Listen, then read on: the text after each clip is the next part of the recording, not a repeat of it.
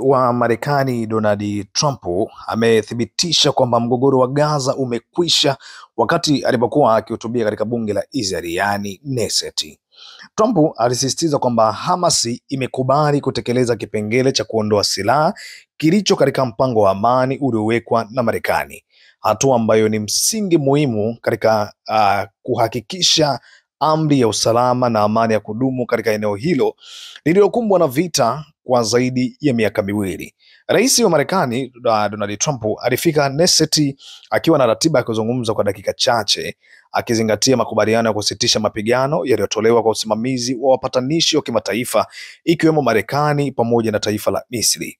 Kwenye kitabu cha wageni cha Knesset, Trump aliacha ujumbe wenye hisia za furaha na matumaini makubwa. Asema, heshima kubwa, siku kubwa na nzuri. Huu ni mwanzo mpya. Hii ni tukio la kihistoria likiashiria kwamba baada ya miaka ya vita, mateso ya kiraia, hatua za kidiplomasia na makubaliano ya kimataifa zinaanza kuonesha matokeo chanya.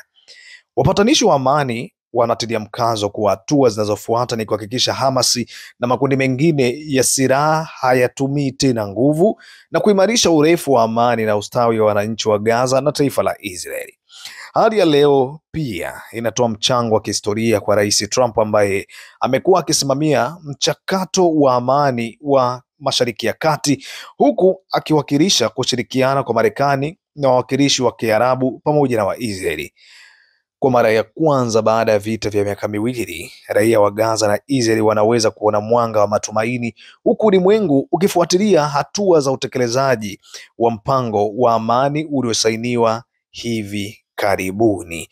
Sasa hivi nadhani mwanga utaenda kumulika tena kati ya Israeli pamoja na Palestina, na labda tukaja kuona ushirikiano wa kiuchumi kati ya mataifa haya mawili ukienda kuimarika zaidi baada ya hili kufikia hatua ambayo ni bora, watu wengi ambao walikuwa wanaota kila itwapo leo. Lakini hivi sasa ripoti ambayo imetoka, kila mmoja imeweza kumfurahisha, na rais wa Marekani alipofika kule Israeli ameonyesha kwamba mpango huu upo serious na kile ambacho yeye alikuwa anakihitaji siku za mwanzoni.